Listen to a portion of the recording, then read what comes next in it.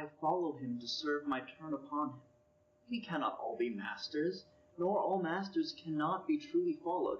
You shall mark many a duteous and knee-crooking knave, that, doting on his own obsequious bondage, wears out his time much like his master's ass, for naught but provender, and when he's old, cashiered. With me such honest knaves, others there are, who, trimmed in forms and visages of duty, keep yet their hearts attending on themselves, and throwing but shows of service on their lords, do well thrive by them, and when they have lined their coats, do themselves homage. These fellows have some soul, and such a one do I profess myself. For, sir, were I the Moor, I would not be Iago. In following him, I follow but myself. Heaven is my judge, not I for love and duty, but seeming so for my peculiar end. For when my outward action doth demonstrate the native hact and figure of my heart in compliment extern, 'tis not long after but I will wear my heart upon my sleeve, for daws to peck at. I am not what I am. Her father loved me, oft invited me, still questioned me the story of my life, from year to year, the battles, sieges, fortunes that I have passed. I ran it through, even from my boyish days to the very moment that he bade me tell it, wherein I spake of the most disastrous chances, of moving accidents by flood and field, of hairbreadth escapes, aye, the imminent deadly breach, of being taken by the insolent foe and sold to slavery, of my redemption thence, and portents in my travels history should come again, and with a greedy ear devour up my discourse. My story being done, she gave me for my pains a world of sighs. She swore in faith, 'twas strange, 'twas passing strange, 'twas pitiful, 'twas wondrous pitiful. She wished she had not heard it, yet she wished that heaven had made her such a man. She thanked me and bade me, if I had a friend that loved her, I should but teach him how to tell my story, and that would woo her. Upon this hint I spake.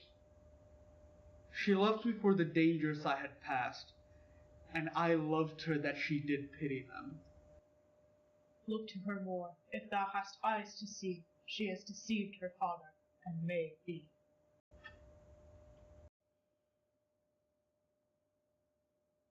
Oh, beware, my lord, of jealousy.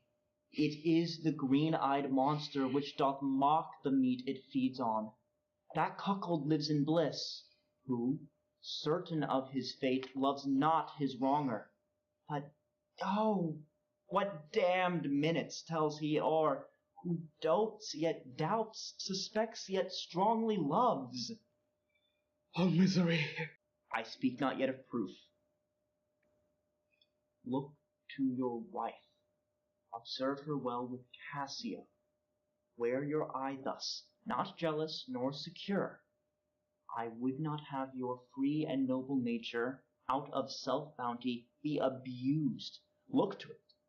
I know our country disposition well. In Venice they do let heaven see pranks they dare not show their husbands. Their best conscience is not to leave undone, but to keep unknownst. Dost thou say so?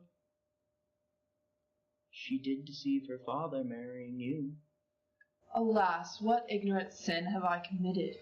Was this fair paper, this most goodly book, made to write whore upon? What committed? Committed, O thou public commoner, I should make very forges of my cheeks that would cinders burn up modesty. Did I but speak thy deeds, what committed? Heaven stops the nose at it, and the moon winks. The body wind that kisses all it meets, it's hushed within the hollow mine of earth, and will not hear it. committed. Impudent strumpet. By heaven, you do me wrong. Are you not a strumpet? No, as I am Christian. If to preserve this vessel for my lord from any other foul, unlawful touch, be not to be a strumpet, I am none. What, not a whore? No, as I shall be saved. It's possible. Oh, heaven forgive us. I cry you mercy, then. I took you for that cunning whore of Venice, that married with Othello. I've heard it said so. Oh, these men, these men. Dost thou in conscience think, tell me, Amelia, that there be women who do abuse their husbands in such gross kind? There be some such, no question. Wouldst thou do such a deed for all the world? Why would not you? No, by this heavenly light. Nor I neither, by this heavenly light. I might do as well in the dark. Wouldst thou do such a deed for all the world? The world's a huge thing. It is a great price for a small vice. In troth, I think thou wouldst not. In troth, I think I should, and undo it when I had done. Marry, I would not do such a thing for a joint ring, nor for measures of lawn, nor for gowns, petticoats, nor caps, nor any petty exhibition, but for the whole world. Why, who would not make her husband a cuckold to make him a monarch? I should venture purgatory for it. Beshrew me if I would do such a wrong for the whole world. Why, the wrong is but a wrong, having the world for your labor. 'Tis a wrong in your own world, and you might quickly make it right. I do not think there is any such a woman. Yes, a dozen, and as many to the vantages would store the world they played for. But I do think it is their husbands' fault, if wives do fall. The ills we do, their ills instruct us so. Good night, heaven me such uses send, not to pick bad from bad, but by bad mend.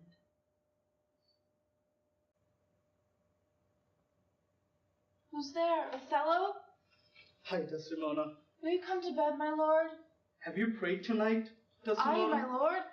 If you bethink yourself of any crime, unreconciled as yet to heaven and grace, solicit for it straight.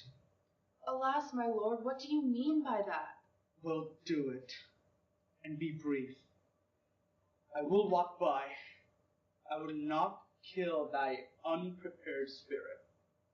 No, heaven foretold I would not kill thy soul. Talk you of killing? I do. Then heaven have mercy on me. Amen. With all my heart. If you say so, I hope you will not kill me. And yet I fear you, for you are fatal then, when your eyes roll so. Why I should fear I know not, since guiltiness I know not, but yet I feel fear. Think on thy sins. They are loves I bear to you. Aye, and for that thou diest. That death's unnatural that kills for loving. Alas, why gnaw you so your nether lip? Some bloody passion shakes your very frame. These are portents, yet I hope they do not point on me. Peace, and be still. Oh, banish me, my lord, but kill me not. Down, strumpet! Kill me tomorrow, let me live tonight. Nay, if you strive, But half an hour. being done there is no pause. But while I say one prayer. It is too late. She was false as water. How unrash is fire to say that she was false. Oh, she was heavenly true. Cassio did top her. Ask thy husband else. Oh, I were damned beneath all death and hell. But that I did proceed upon just grounds to this extremity. Thy husband knew it all. My husband, if he say so, may his pernicious soul rot half a grain a day. He lies to the heart. She was too fond of her most filthy bargain. Ha! Do thy worst. This deed of thine is no more worthy heaven than thou wast worthy her. Peace. You were best. Thou hast not half that power to do me harm as I have to be hurt. Oh, gull, oh, dolt, as ignorant as dirt, thou hast done a deed, I care not for thy sword. I'll make thee known, though I lost 20 lives. Help! Help! Ho! Help! The Moor hath killed my mistress! Murder! Murder! Desdemona. Desdemona.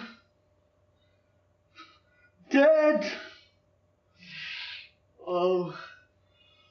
Oh. Oh. Soft you. A word or two before you go. I have done the state some service, and they know it. No more of that. I pray you, in your letters, when you shall these unlucky deeds relate, speak of me as I am, nothing extenuate, nor set down aught in malice. Then must you speak of one that loved not wisely, but too well, of one not easily jealous, but being wrought, perplexed in the extreme, of one whose hand, like the base Indian, threw a pearl away richer than all his tribe, of one whose subdued eyes, albeit unused to the melting mood, drop tears as fast as the Arabian trees.